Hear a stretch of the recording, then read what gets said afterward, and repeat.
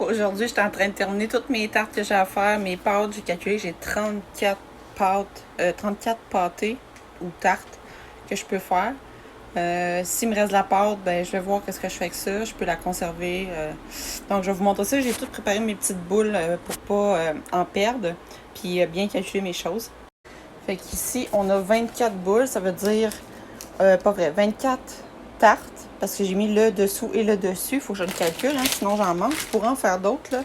Puis, on a ici mes tartes. Donc, je commence par le dessous.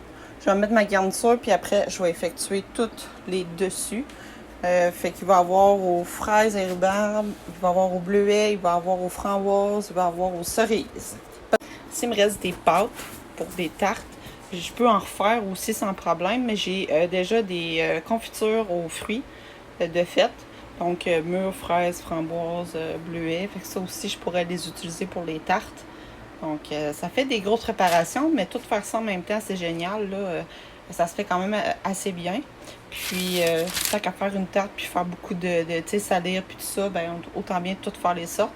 Puis, j'avais plein de fruits à passer aussi. Si jamais je veux faire autre chose, je peux refaire ça de la pâte. J'ai encore des fruits que j'ai congelés que je peux utiliser pour faire d'autres confitures si je veux. Puis, si j'ai pas assez de pâte, puis il me reste trop de confiture, ben je vais faire des pots de confiture tout simplement. Ou je vais les mettre en sac, puis les congeler. Fait que pour rouler les tartes, je vais prendre la boule ici, je vais faire une petite galette, un peu comme les pizzas que j'ai déjà faites. Puis, je vais essayer de faire un beau rond. Je les ai sortis du frigo, ça fait peut-être 30 minutes. Puis, je vais passer le rouleau, beaucoup de farine, comme ça, à la verticale. Je le tourne pour essayer de faire le plus beau rond possible.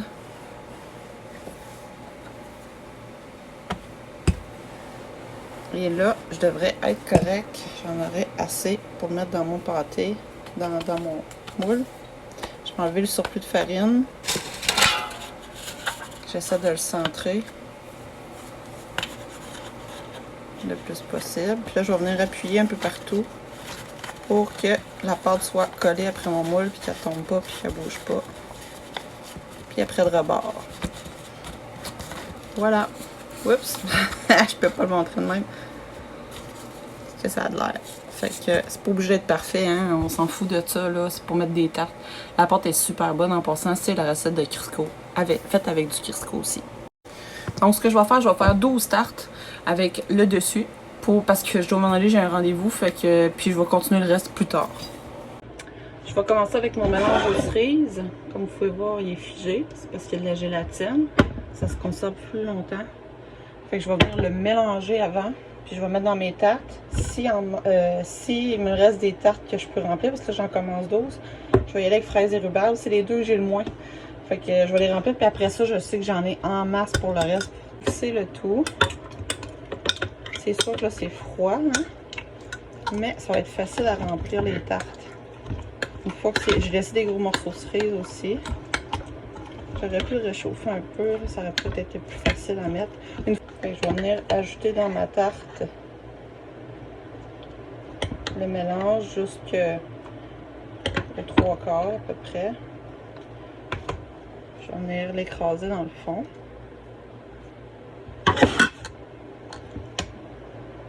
Puis ça, je vais tout faire ça avec toutes les tartes. Celui-là au fraises, je sais qu'il est plus liquide. Ça sera pas exactement la même chose. Fait qu'il est bien rempli. Tout simplement. Fait que je vais faire ça pour toutes les autres. Je vais vous montrer après. Il faut que je les fasse cuire à... Je les ai mis à 375 hier pendant 25 minutes. J'ai pas mis de dorure. Ils sont parfaits comme ça. Faut juste pas qu'il y ait trop de farine. Puis ils vont être super beaux. Après ça, je les laisse tempérer, refroidir. Après ça, je les étiquette. Je mets un papier d'aluminium sur le dessus. Je les étiquette. Puis après, je les mets au frigidaire. Ou j'en congèle certaines. Je vais voir combien que ça m'en donne. C'est très bon. Donc, j'ai 9 tartes aux cerises. Il va me rester 3 tartes à faire aux pommes. Pas aux pommes. Fraises et rhubarbe, j'en ai déjà aux pommes de fait. Je les remplis pas trop parce que ça va déborder pendant la cuisson. Il m'en a manqué un petit peu, j'en ai récupéré dans chacune. Je les ai mis presque proportionnellement. Donc là, vu que je sais qu'il m'en reste 3 à faire, je vais partir le four, puis je vais le mettre à 375. Pendant que je termine les autres, puis je mets la pâte par-dessus, je devrais être bonne pour les mettre au four. Donc pour les fraises, ben j'avais beaucoup de liquide, fait que j'ai essayé de pas trop en mettre, puis j'ai rajouté des fraises, il m'en restait. Fait que ça va cuire avec ça, il va y avoir beaucoup de fraises, un peu de rhubarbe, mais le goût va rester, il est excellent. Fait qu'il me reste la pâte à mettre. Je refais le même processus pour la pâte. Hein? Je l'ai roulée, tout ça. Je vais venir la mettre sur ma tarte. Je sais pas si on va bien voir.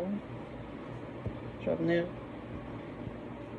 J'ai gardé les plus petites boules pour ces tartes-là, pour le dessus, parce que sinon, il va peut-être en manquer pour le dessous. Évidemment, il en faut moins. Fait qu'au lieu, je pourrais l'écraser avec une fourchette comme ça ici pour que ça colle ensemble. Ça peut être une première option.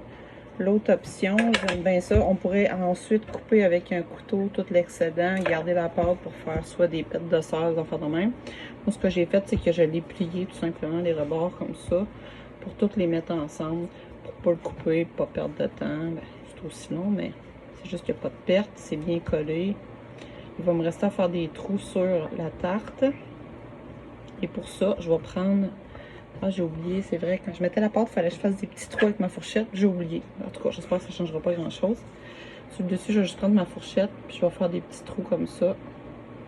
Horizontal, vertical. Pour pas que ça déborde, puis que ça cuise bien. Pour les cerises, j'aurais pu mettre de quoi par-dessus pour les identifier. Tiens, une cerise. Voilà, je vais savoir si c'est aux cerises. Je vais m'en garder une couple à côté, là, pour pouvoir les mettre. On trouve des moyens. C'est ça que ça a de l'air quand je le plie avec mes doigts. On se trouve des trucs, c'est très joli.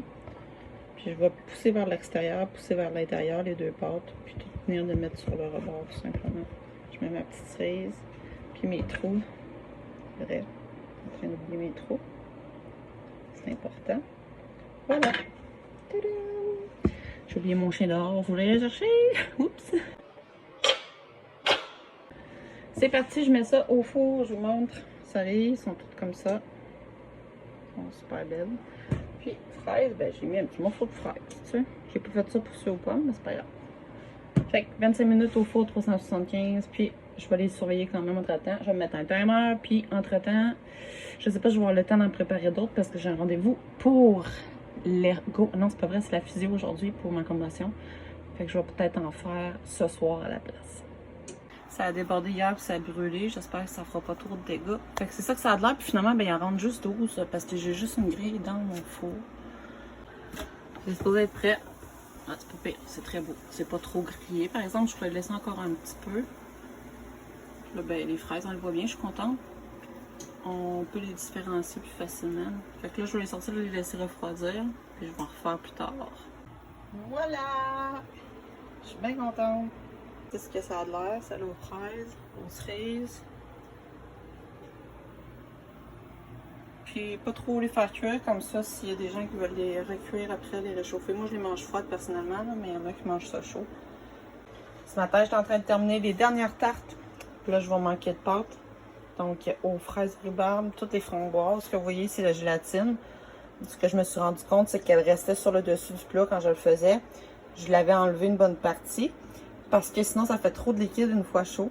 Fait que pour le reste, ça va bien se tenir. Fait que j'ai mis un petit peu de gélatine pour qu'il y en ait un petit peu plus dans chaque. Et il me reste tout ça au bleuet que j'ai pas fait encore. Fait que je vais refaire de la pâte après. Puis je vais pouvoir terminer avec ça au bleuet. Bon, ben je viens de finir. Regardez-moi ça, les belles tartes aux framboises. Elles sont plus liquides un petit peu. Et aux fraises. Puis il me reste encore un petit peu de mélange aux framboises et bleuet. Fait que je suis en train de refaire de la pâte à tarte. Je vais laisser refroidir ça, puis je vais les faire cuire demain matin parce qu'il fait moins chaud dans la maison le matin.